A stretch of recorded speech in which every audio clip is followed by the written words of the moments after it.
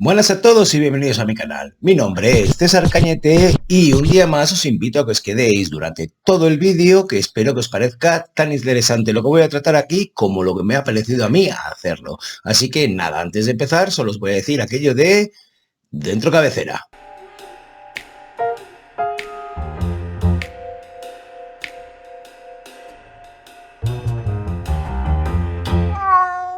Bueno, como habéis podido comprobar los más sagaces, los que os habéis fijado en el título del vídeo o incluso en la miniatura, hoy en el vídeo que os traigo además 3 ejemplos de narradores en segunda persona. Es decir, es la segunda parte de aquel primer vídeo en el que ponía 5 ejemplos de narradores en primera persona y que me dio por llamar también Voces Narrativas 1. Bueno, pues este será Voces Narrativas 2. A ver, para empezar os diré que los tres ejemplos es tan escaso porque como además me enrollo yo muchísimo con lo que hablo siempre, es bastante escaso el encontrar ejemplos que además haya leído y conozca un poco mejor que los que no he leído, bueno, bastante mejor que los que no he leído, que el narrador haya elegido ese extraño segunda persona, tanto del singular como del plural. Así que por eso lo he reducido a 3 en lugar de traeros 5 ejemplos para hablar de libros que he leído, aunque haya pasado hace mucho tiempo esa lectura. ¿Y por qué así? Pues bueno, los conozco y así sé de lo que os hablo. En aquella ocasión, es decir, en el primer vídeo que hice de voces narrativas, en el que el narrador era en primera persona, decidí ordenarlos y clasificarlos según la cantidad de ficción o de no ficción que el narrador, la voz narrativa, pretendía explicarnos en su ficción, que no era una ficción, pero bueno, no me voy a meter en historias de si la realidad es una ficción o no la es. Desde la nula ficción de un diario escrito por el protagonista en el que no pretende contarnos nada que no haya sucedido más allá de su propia vida, porque incluso no sabe si ni siquiera va a leerlo a alguien que no sea ella misma o él mismo, porque el ejemplo digo ella, porque el ejemplo fue el del diario de Ana Frank, pero puede ser, me da igual, cualquier voz narrativa sin género. Hasta la ficción en primera persona, es decir, cuando se pretende hacer una historia en la que la voz narrativa es quien ha vivido aquella historia. En fin, eso era aquel primer vídeo. Para ordenar este, sin embargo, me ha sido más difícil porque el crear una ficción no tiene tanto sentido con la segunda persona como el hecho de increpar al espectador, al lector, para que esté atento. Ya veréis por qué digo espectador en lugar de lector, pero bueno, a eso ya llegaremos. Para que sea increpado, para que participe en la historia que la voz narrativa está contando. En ese sentido, esa es una de las cosas más eficientes y que es una característica del narrador en segunda persona, que lo que pretende es meter directamente al lector o al espectador en la historia que nos está contando, en la ficción que nos está contando. Así pues, vamos a ello, vamos rapidito porque hace calor y además yo estoy muy cansado. Pero bueno, no os penséis, estoy cansado porque se está acercando el final de la temporada y llevo 40 y tantos vídeos hechos este año, me parece bastantes. Eso no significa que me aburra para nada hacer esto, ni que quiera transmitiros ese aburrimiento, más bien al contrario. Espero llegar en plena forma a este verano, que como veis ya está haciendo calor, ya lo he dicho antes. En fin, vamos con ese primer ejemplo en el que el narrador habla en segunda persona y creo que una buena manera de introduciros este primer título del que voy a hablar es leeros el inicio de esta novela. Voy a ello. Capítulo 1. Que los dioses te guarden, Fabio, de esta plaga, pues de todas las formas de purificar el cuerpo que el hado nos envía, la diarrea es la más pertinaz y diligente. Bueno, este inicio que a mí me parece bastante jocoso y que es una muy buena primera frase y que además también increpa a una tercera persona que es ese tal Fabio, por eso digo que está en segunda persona, es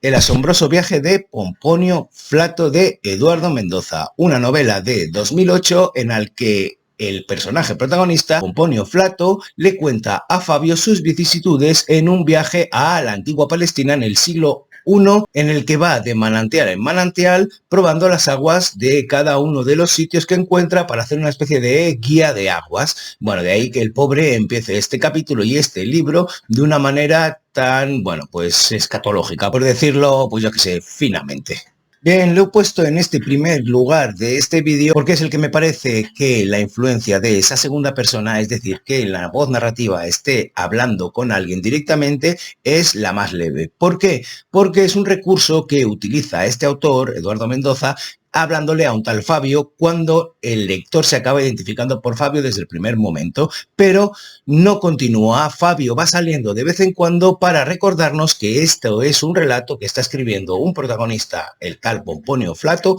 a un amigo suyo, explicándole lo que le ha pasado. Os explico 4 cositas de este libro porque merece la pena leerlo, porque es muy divertido, ya habéis visto cómo ha empezado, y porque es una mezcla entre pues novela histórica y novela negra, que eso siempre está bien. ¿Por qué? Porque resulta que en el viaje del amigo Pomponio Flato se acaba encontrando con un chico que le pide que ayude a su padre carpintero porque le han acusado de un asesinato. Y entonces Pomponio Flato se ve involucrado en la vida de no otro que, pues, ¿quién va a ser hijo de un carpintero en aquella época en la zona de Palestina? Pues sí, Jesús, Jesucristo.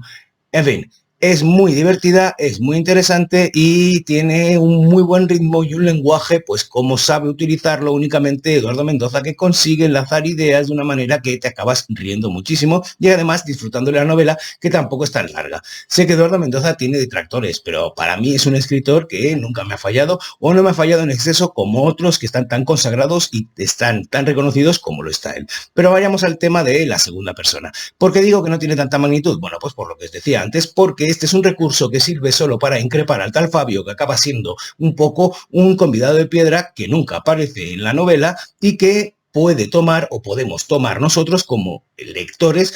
esta increpación. Pero ya pasa directamente a una novela escrita en primera persona, como sería una novela epistolar. ¿Qué podría haber escogido una novela epistolar? Porque al fin y al cabo en las novelas epistolares también un personaje le acaba contando otra cosa a otro personaje en una carta, pero no he querido meterlo. Podría también haberos hablado de 5 horas con Mario, que es un libro que también habla en segunda persona porque la protagonista allí es la mujer de Mario, que está velando su cadáver y al que le va increpando una serie de anécdotas, una serie de historias que desarrolla en cada capítulo y lo va haciendo de una manera concéntrica. Es decir, cuenta un poquito en este capítulo y le sirve para desarrollar una cosa, en el siguiente coge otra anécdota y la cuenta otro un poquito, la recupera la tercera, etcétera, etcétera. Pero no lo he querido coger porque ya hablé de él en un booktar anterior y me da la sensación de que estoy reciclando, fusilando contenido y quería hablaros de un libro del que no he hablado nunca, que es este, el de Pomponio Flato, que ya os digo, es muy divertido y aunque sea muy leve el uso de la segunda persona dentro de lo que es el narrador, que todo esto para deciros el uso de la segunda persona del narrador,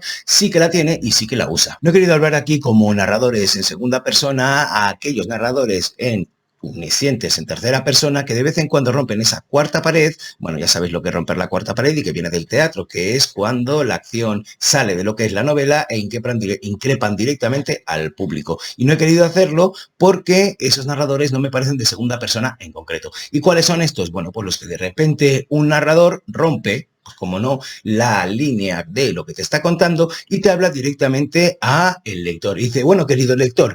no te aburras con lo que voy a decir ahora, dame 5 minutos porque no sé qué, no sé cuántos, y añade un tono jocoso y hace en cierta manera que increpado el espectador, bueno, el espectador ya me entendéis, el lector como lo está por el narrador, su atención se centre en lo que le va a contar por si no le estaba haciendo caso hasta ese momento. En fin, hasta aquí este primer ejemplo y vamos con el segundo. Bien, para este segundo ejemplo de voces narrativas en segunda persona he escogido una pedazo de novela de Italo Calvino que se titula Si una noche de invierno, un viajero. ¿Y por qué lo pongo en segundo lugar? ¿Y por qué os digo o he empezado diciéndoos que lo he graduado en la clasificación según la magnitud de el poder que tiene esa segunda persona sobre el lector? Bueno, principalmente porque en esta novela la voz narrativa se dirige directamente al lector. Y esta es la historia de un lector que ha comprado un libro y que recibe una serie de indicaciones para sentarse al inicio de toda la novela, para abrigarse, para prepararse. Es decir, la voz narrativa le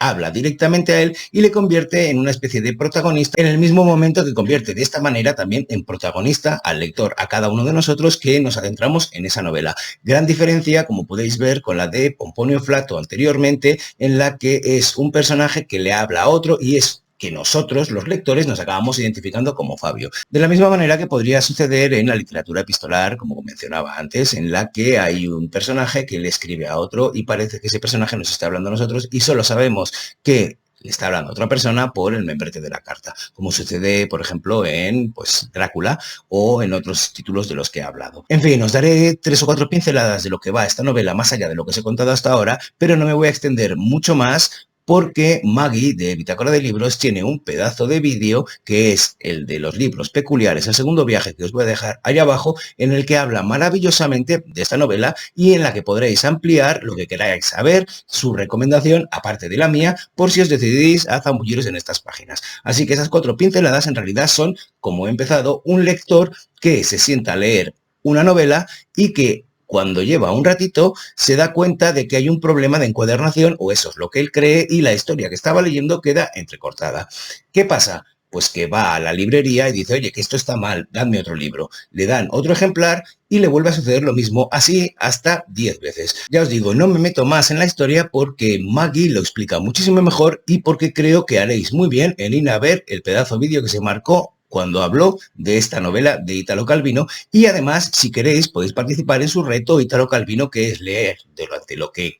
2023 novelas de Italo Calvino, que es una maravilla. Yo en realidad solo he leído 2, El varón rampante y esta, y las 2 las he disfrutado muchísimo. Así que nada, me parece que es muy buen ejemplo para hablar de este narrador en segunda persona, muy bien conseguido, en el que el autor, a través de esa voz narrativa en segunda persona, consigue meter al lector completamente de lleno en la historia como si fuera un personaje más. Así que nada, aquí dejo este segundo ejemplo. Bien, para este tercer ejemplo he escogido algo que me parece completamente inmersivo y por lo que vais a entender que estuviese hablando antes de espectador en lugar de lector, que es una obra de teatro. Y para obra de teatro he escogido Luces de Bohemia de Ramón Baría de Valle Inclán, que publicó en 1920, si no me falla la memoria, y que inaugura un género literario que le es muy propio a Valle Inclán, que es el esperpento. El esperpento es una manera de narrar la realidad de una forma grotesca y resaltar sus puntos más absurdos para hacer sátira de la realidad a través de esos puntos, de esos elementos que pueden ser más rupturistas con una visión mucho más concordante o mucho menos molesta de la realidad, que permite pasar un montón de cosas. Aquí, pasar un montón de cosas me refiero a que las aceptes porque te parezcan normales. En cambio, gracias al esperpento puedes ver a través de esa exageración grotesca de una realidad que en muchas ocasiones esa realidad incluso no es una exageración grotesca, acaba sucediendo, y se consigue resaltar una situación para denunciar un estado injusto o para denunciar algo absurdo a través, pues, de eso, del esperpento. Bien, en este caso os doy 3 o 4 pinceladas de lo que va esta grandísima obra y tan conocida de Ramón María del Valle Inclán, que es Luces de Bohemia. Acudimos a las últimas horas de vida del personaje protagonista de esta obra, que no es otro que Max Estrella, que es un bohemio, un poeta, un literato, que es acompañado por Don Latino de Hispalis y que hace un viaje estrambótico muy parecido al que podría hacer Dante con Virgilio en el Círculo del Infierno, en los Círculos del Infierno o a través del infierno, durante la noche madrileña, y se va encontrando con diferentes personajes que le van increpando y que le sirven a Valle Inclán para mostrarnos cómo era el Madrid de la época. También se dice o se sabe que este personaje Max Estrella está basado en un personaje real, en un literato de aquella época, en un poeta de aquella época, que era Alejandro Sagua. Durante este viaje por la noche madrileña se podrán ver las luces y las sombras de la sociedad de la época y cómo ese cristal deformador que es el esperpento con el que nos muestra esa ciudad y esa sociedad de esa época, Valle Inclán lo aprovecha para inaugurar este tipo, este estilo, este género, esta forma que tiene de hacer él, este esperpento que ha permeado tanto en el lenguaje que ya lo utilizamos como una palabra habitual, tanto para describir cosas divertidas como cosas tristes o que se mueve en esa horquilla de sentimientos, pero que siempre hay una sátira detrás que pretende llamar la atención sobre un hecho exagerado o grotescamente exagerado. Bien, ahora después de dicho todo esto, os diré por qué he escogido esta obra como esta tercera y como más cercana para el espectador y para ese narrador en segunda persona. Bueno, si partimos de la base que el teatro está hecho para ser representado y para que el público vea una obra directamente, esa idea de ser un protagonista más queda muy cercana a lo que está viendo. Pero si además te encuentras una obra como la de Valle Inclán, en la que, y esto para mí es muy importante, las acotaciones, que son ese tipo de paréntesis que suele haber en todas las obras de teatro, que dan indicaciones tanto al director como al escenógrafo de cómo debería ir esa obra o esa escena preparada, tanto en el atrecho de los muebles o la actitud de los protagonistas o etcétera, etcétera, vemos que no solo se queda en una obra de teatro, es decir, que es muy cinematográfica, es muy literaria a la vez y hace unas descripciones que son imposibles de trasladar y que dan más que indicaciones, metáforas de lo que quiere decir el propio Valle Inclán. Os pongo un ejemplo. Cuando se dedica a dar indicaciones, en teoría, al actor que haría de Ramón Darío, dice algo así como que en esa escena está Ramón Darío con cara de cerdo triste. Bien, decidme vosotros cómo se supone que tiene que poner un actor cara de cerdo triste para interpretar una escena. Y sin embargo, como lectores, cuando te enfrentas al texto de esta manera, es decir, que lo lees en tu casa sentado y no estás esperando verlo en un escenario de una sala de teatro, te imaginas perfectamente cómo es la cara de un cerdo triste y cómo sería la cara de Rubén Darío en el caso de que hubiese un actor que tuviera que interpretarlo. Pues una cara de cerdo triste yo la estoy viendo ya en la cabeza y no me estoy refiriendo a Peppa Pig llorando porque le han quitado un juguete, ¿entendedme? Así que por eso os digo que esta obra de teatro y en general muchas obras de teatro, cuando las lees tienes una experiencia tanto literaria como la que podrías tener viendo directamente esa traslación al escenario que pretendían haciendo esa obra. De hecho, pasa lo mismo con los guiones y podría haber escogido algún guión de algún autor que pusiera mucho cuidado o fuera muy específico en esas indicaciones, más allá de interpretar la historia que nos pueda contar ese guionista o ese autor de teatro. Y por eso lo he escogido. Creo que dentro de esas magnitudes que os decía antes, esta es la que nos acerca mucho más a ese narrador en segunda persona, aunque a la vez os diré que aquí el narrador está casi ausente, que ese es el pequeño truquito que me he sacado de la manga para poder incluir una obra que hubiese leído que fuera un narrador en segunda persona, y además está sobre todo en esas acotaciones, no tanto en los diálogos, porque ahí es donde están los protagonistas hablando, y por supuesto también se en segunda persona porque se hablarán de tú a tú. Bueno, y hasta aquí el vídeo de hoy. Espero que lo hayáis disfrutado y por supuesto os invito a leer estas 3 obras y cualquier otra que conozcáis en segunda persona, es decir, que el narrador esté en segunda persona, me lo pongáis en los comentarios y podamos, pues no sé, hablar un poco de este tipo de narrador que es bastante escaso en la literatura y que es muy difícil, pues por su escasez, encontrarlo. Así que nada, yo lo dejo aquí y os digo lo que os digo siempre, que ante el vicio de pedir está la virtud de no dar, pero que yo os voy a pedir y espero que me deis like al vídeo, que me pongáis los comentarios que os dé la gana, que os suscribáis al canal, que compartáis el vídeo, por supuesto, y que miréis abajo en el cajón de descripción link a mis libros, porque se acerca el verano y oye, mira, si os apetece echarles un vistazo, yo estaré encantado de que os lo llevéis a la playa. Estos libros aguantan arena, aguantan agua y oye, mira, yo qué sé, también pueden aguantar y atenuar el aburrimiento de estar tantas horas en la playa o de las vacaciones si es que os llegáis a aburrir. En fin, yo lo dejo aquí y solo me queda desearos un felicísimo día y enviaros un besazo enorme. ¡Mua!